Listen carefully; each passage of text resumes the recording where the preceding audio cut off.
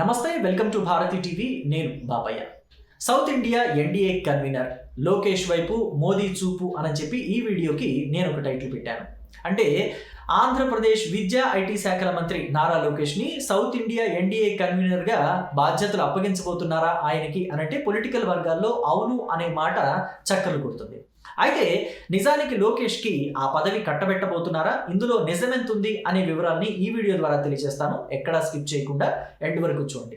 ఎందుకంటే లోకేష్ కన్నా సీనియర్లు ఉన్నారు, రాజకీయంగా అనుభవం ఉన్నవాళ్ళు కూడా ఉన్నారు. మరి అలాంటి పరిస్థితుల్లో లోకేష్కి ఈ పదవి ఎందుకు కట్టబెడతారు, నరేంద్ర మోదీ చూపు లోకేష్ వైపు ఎందుకుంది అని చెప్పి డీటెయిల్స్ తెలియజేస్తాను. అయితే దానికన్నా ముందు ఒకసారి మనం ఎన్డీఏ గురించి, ఎన్డీఏలో తెలుగుదేశం పార్టీ పాత్ర గురించి, లోకేష్ గురించి టచ్ చేసే ప్రయత్నం చేద్దాం. మనం చూస్తే 2004 అంతకన్నా ముందు తెలుగుదేశం పార్టీ ఎన్డీఏలోనే ఉంది. కానీ ఆ తర్వాత ఎన్డీఏ నుంచి బయటకు వచ్చింది. మరలా 2014లో మరోసారి ఎన్డీఏలోకి వెళ్లాల్సిన పరిస్థితులు ఏర్పడ్డాయి. ఎందుకంటే కాంగ్రెస్ పార్టీ రాష్ట్రాన్ని అస్తవ్యస్తంగా విభజించి వదిలేసింది. విభజన టైంలో కూడా మనం చూస్తే ఆంధ్రప్రదేశ్కేమో అప్పులు కట్టబెట్టింది, తెలంగాణకేమో మిగులు బడ్జెట్ కట్టబెట్టింది. తెలంగాణ రాష్ట్రానికేమో హైదరాబాద్ లాంటి ఒక మహానగరం రాజధానిగా ఉంది. ఆంధ్రప్రదేశ్కి అయితే అసలు రాజధాని లేదు. మహానగరం కాదు కదా, కనీసం రాజధాని లేదు. మరి ఇలాంటి పరిస్థితుల్లో రాష్ట్రాన్ని మరలా గాడిలో పెట్టాలి అనంటే ఎన్డీఏ లాంటి ఒక కూటమిలోకి తెలుగుదేశం పార్టీ వెళ్ళక తప్పని పరిస్థితి. ఎందుకంటే నిధులు ఏమన్నా కావాలన్నా, పర్మిషన్లు కావాలన్నా, లేకపోతే ప్రత్యేక హోదా లాంటివి చట్టబద్ధత లేకపోయినా వాటిని మళ్ళీ చట్టబద్ధత కల్పించి రాష్ట్రానికి ప్రత్యేక హోదా తెచ్చుకోవాలన్నా తెలుగుదేశం పార్టీకి ఎన్డీఏలోకి వెళ్ళక తప్పని పరిస్థితి.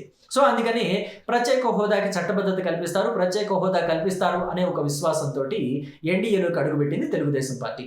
సో ఇక ఆ టైంలోనే తెలుగుదేశం, జనసేన, భారతీయ జనతా పార్టీ కలిసి పోటీ చేశాయి. అయితే జనసేన పార్టీ ప్రత్యక్ష రాజకీయాల్లో పోటీ చేయకపోయినా తెలుగుదేశం, భారతీయ జనతా పార్టీలకి మద్దతుని ప్రకటించింది. 2014లో ఇక్కడ రాష్ట్రంలో ఎన్డీఏ ప్రభుత్వం కొలువు తీరింది. అయితే ఆ టైంలో లోకేష్ కూడా ప్రత్యక్ష రాజకీయాల్లో లేరు, కానీ తెలుగుదేశం పార్టీ కోసం కీలక బాధ్యతల్ని పోషిస్తూనే ఉన్నారు.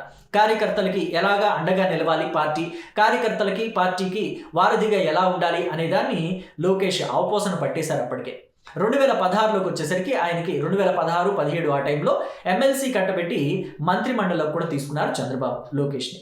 సో అయితే ఆ టైంలో లోకేష్ నిజంగా చాలా కీలకమైన బాధ్యతల్ని పోషించారు తెలుగుదేశం పార్టీలో అనే చెప్పుకోవాలి.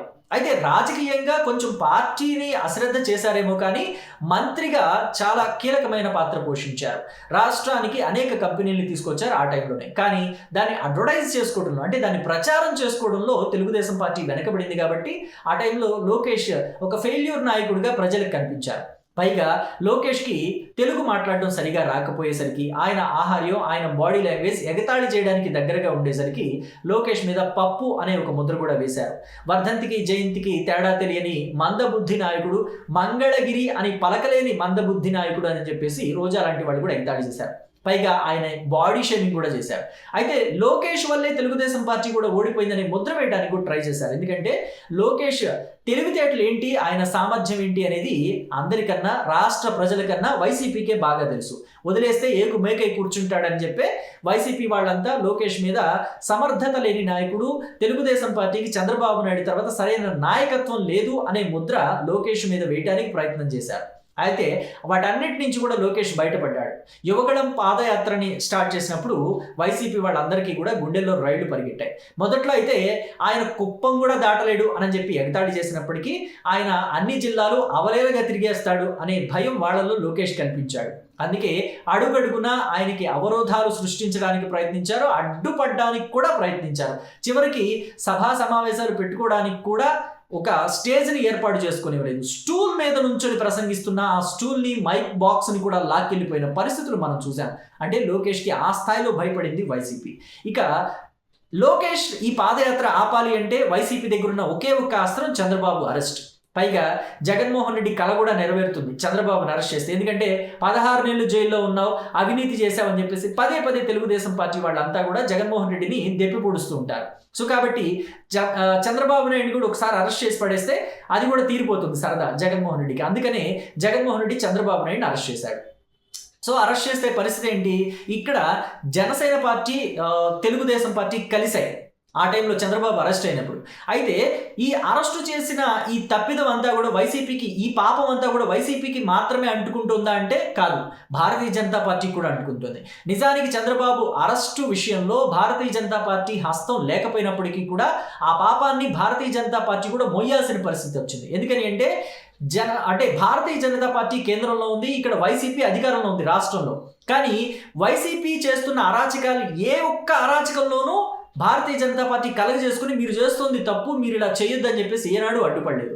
ఇక్కడ ప్రజావేదిక కూల్చిన దగ్గర నుంచి, ఆలయాల మీద దాడులు జరిగిన దగ్గర నుంచి, రాష్ట్రంలో అమరావతి రాజధాని కాదు అని ఆపిన దగ్గర నుంచి, అరెస్టుల దగ్గర నుంచి ఏ ఒక్క విషయంలోనూ, అంటే తెలుగుదేశం పార్టీ నాయకులను ఎంతమంది అరెస్ట్ చేశారు, అంటే ఒక అచ్చెన్నాయుడు కావచ్చు, లేకపోతే తెలుగుదేశం పార్టీ కార్యకర్తల్ని అరెస్ట్ చేసి హింసించడం కావచ్చు, లేకపోతే తోట చంద్రయ్య లాంటి ఒక తెలుగుదేశం పార్టీ కార్యకర్తని గొంతు కోసి హతమార్చడం కావచ్చు, ఏ ఒక్క విషయంలోనూ రాష్ట్రంలో ఈ స్థాయిలో రౌడీజం జరుగుతున్న, ఆడవాళ్ళ మీద దాడులు జరుగుతున్నా ఎప్పుడు కూడా భారతీయ జనతా పార్టీ కలగజేసుకుంది లేదు. ఏం జరుగుతుంది రాష్ట్రంలోని తొంగి చూసిన పాపాన పోలేదు.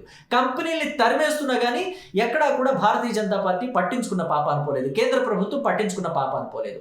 కాబట్టి ఈ అరెస్టు వెనుక కూడా బీజేపీ హస్తం ఉందని రాష్ట్ర ప్రజలంతా భావించారు. అందుకనే తప్పనిసరి పరిస్థితుల్లో మాకి అరెస్టుతోటి ఏ పాపం మాకు అంటలేదు, అసలు ఈ పాపంలో ఒక భాగమే లేదు అని చెప్పి ప్రూవ్ చేసుకోవడానికి తప్పనిసరి పరిస్థితుల్లోనే లోకేష్ని కేంద్రానికి పిలిపించుకుని అమిత్ షా లాంటి వాళ్ళు, కేంద్ర హోంశాఖ మంత్రి అమిత్ షా లాంటి వాళ్ళు మాట్లాడి, అంటే ఇటువైపు భారతీయ జనతా పార్టీలో ఉన్న చంద్రబాబు నాయుడు చుట్టం, అంటే ఇంకా చెప్పాలంటే చంద్రబాబు నాయుడు భార్యకి స్వయాన తోడబుట్టిన అక్క పురంధరేశ్వరిని కూడా పిలిపించుకుని మాట్లాడారు. ఆవిడ భారతీయ జనతా పార్టీలోనే ఉంది. లోకేష్ని, పురంధరేశ్వరిని కూర్చోబెట్టుకుని మాట్లాడారు అమిత్ షా. సో ఆ టైంలో వాళ్ళంతా కూడా మాట్లాడుకుని ఇక లాభం లేదు, కలిసి పోటీ చేద్దామని చెప్పేసి మళ్ళీ ఎన్డీఏలోకి తెలుగుదేశాన్ని తీసుకువెళ్ళి ఇలా మొత్తం కూటమిగా ఏర్పడి ఎన్నికలకు వెళ్లే స్థాయికి వచ్చేసింది. అయితే ఎన్నికలకు వెళ్ళిన తర్వాత లోకేష్ సత్తా ఏంటనేది అర్థమైంది.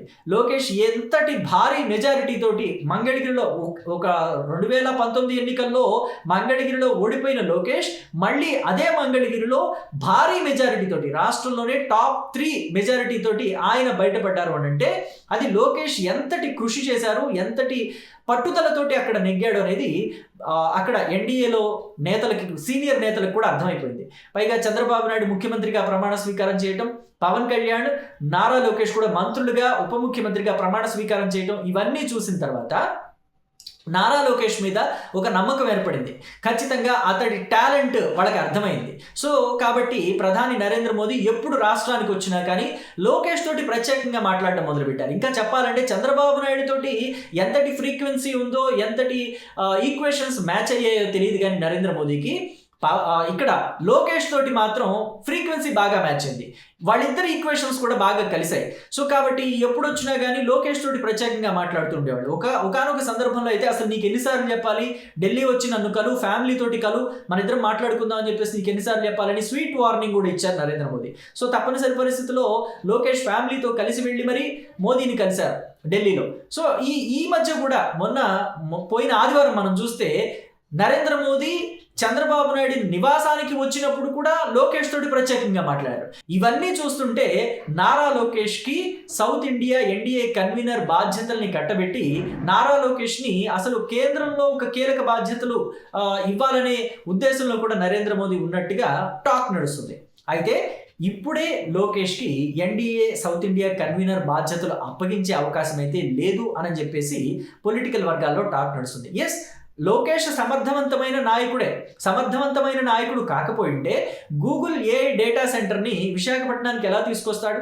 కేంద్రంలో పెద్దల్ని, కేంద్ర ఐటీ శాఖ మంత్రుల్ని కూడా ఒప్పించి ఐటీ పాలసీస్లో చేంజెస్ కూడా తీసుకొచ్చి డేటా సెంటర్ని విశాఖపట్నానికి తీసుకురాలేడు కదా.